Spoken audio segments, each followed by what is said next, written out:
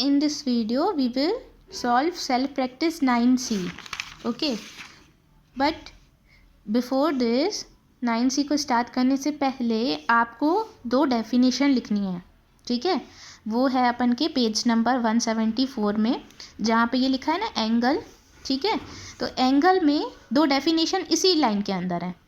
पहला आप हेडिंग डालोगे 1 नंबर वर्टेक्स डालोगे और लिखोगे an angle is formed by two rays with a common end point, the end point is called the vertex. ठीक है, यहाँ तक है वर्टेक्स की डेफिनेशन. ठीक है, कि एंगल जो है वो फॉर्म्ड बनता है टू रेज से with a common end point, जिनका एक कॉमन एंड पॉइंट होता है, और उसी एंड पॉइंट को क्या बोला जाता है, वर्टेक्स. फिर डालोगे सेकेंड नंबर. ठीक है, सेकेंड नंबर अपन का क्या है, आर्म्स ऑफ द एंगल.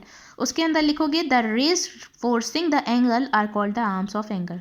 ऐसी रेज जो कि एंगल को एंगल को फॉर्म करती हैं, उनसे बनती हैं. ठीक है, उनको क्या बोला जाता है, आर्म्स ऑफ द एंगल. ठीक है, तो ये दोनों डेफिनेशन लिखोगे. फिर उसके बाद आपको ये बॉक्स बनाना है. सेकेंड पेज में ये क्या करना है, ये बॉक्स बनाना है, क्योंकि इसके सारे क्वेश्चन हैं. ठीक है, डायरेक्शंस हैं, इनसे डायरेक्शन पता चलेंगी, नॉर्थ ईस्ट वेस्ट. ठीक है, तो इसको मैं थोड़ा एक्सप्लेन कर रही हूँ. देखो, पहले चार कंडीशन हम जानते हैं ना, चार डायरेक्शन हम जानते हैं, north east west north south. ठीक है, ये चार कंडीशन पता है ना सबको. ईस्ट हमेशा इस तरह होता है, वेस्ट इधर, नॉर्थ ऊपर, साउथ नीचे. ठीक है, अब देखो इनके अंदर भी क्या होते हैं, इनको भी हम पार्टीशन कर सकते हैं. ठीक है, पार्टीशन कैसे कर सकते हैं, देखो नॉर्थ से ईस्ट आने के लिए इसका हाफ जो है वो ठीक है, इसका हाफ यदि हम कर दें तो वो नॉर्थ ईस्ट बन जाएगा. ठीक है, नॉर्थ और ईस्ट का हाफ जो है वो नॉर्थ ईस्ट होता है. देखो, नॉर्थ और ईस्ट का हाफ जो है वो नॉर्थ ईस्ट होता है. ऐसे ही नॉर्थ और वेस्ट का हाफ जो है वो नॉर्थ वेस्ट होता है. वेस्ट और साउथ का जो है वो साउथ वेस्ट होता है, और साउथ और ईस्ट का होता है साउथ ईस्ट. ठीक है, ऐसे चार के अंदर और चार टाइप होते हैं. अब इनकी कुछ वैल्यू होती हैं. देखो, चारों इन एंगल्स की वैल्यू तो 90 होती है. ठीक है, ओ सॉरी 90 नहीं, इसकी 0. ठीक है, फिर इसकी 90, इसकी 0 होती है, इसकी 90, इसकी 180, इसकी 270. ठीक है, 270. फिर इनका हाफ करेंगे तो इतनी होती है 45.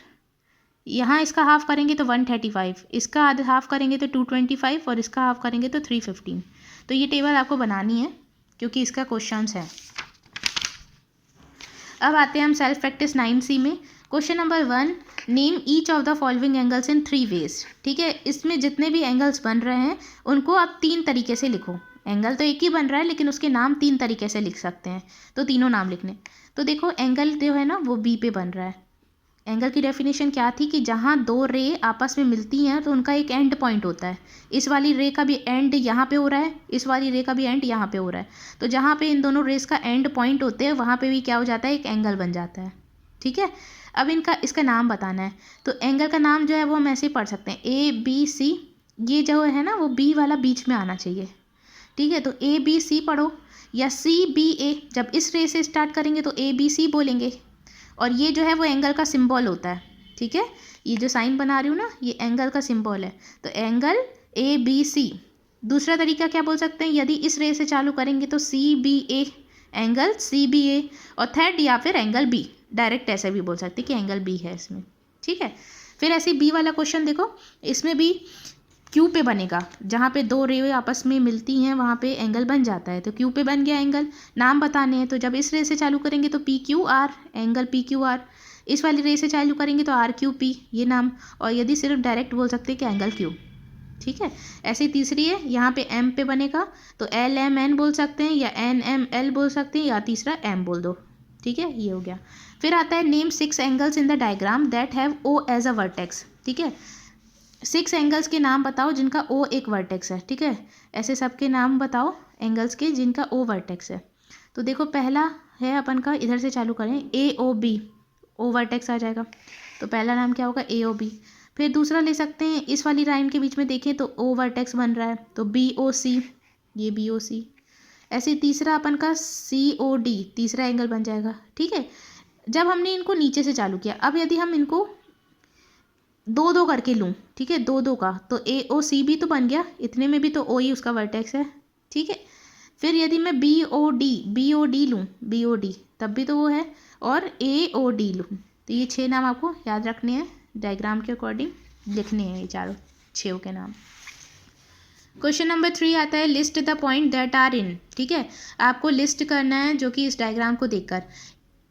The interior of angle you, ठीक है, यू के इंटीरियर बताने हैं, एंगल यू के इंटीरियर बताने हैं। इंटीरियर मतलब होता है जो इसके अंदर बन रहे हैं, तो अंदर कौन कौन बन रहे हैं, ए और बी, तो लिखेंगे A comma B. The exterior of angle U के एक्सटीरियर बताने हैं, ठीक है, तो कौन होगा एक्सटीरियर, जो बाहर है, पी और क्यू, ठीक है। एस और टी नहीं होंगे, एस और टी देखो लाइन पे हैं, पॉइंट लाइन पे बना है, तो लाइन में है वो, ना तो बाहर ना तो अंदर, लाइन में है, लेकिन वो तो नहीं लेने, एक्सटीरियर में सिर्फ बाहर वाले लेते हैं, तो एंगल पी और एंगल क्यू, ठीक है। That line on angle you की लाइन में कौन कौन से हैं, तो एस और टी, ठीक है, लाइन पे कौन कौन से, तो एस और टी, अंदर ए और बी, और एक्सटीरियर में पी और क्यू, ठीक है।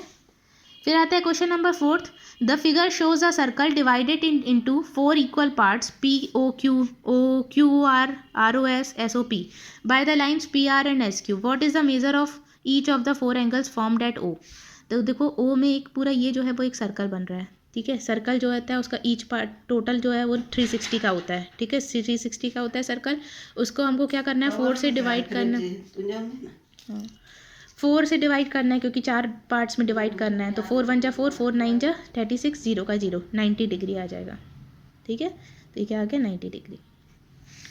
तो 360 divided by 4 is equal to 90 degree, ये करना है क्वेश्चन नंबर 4 में।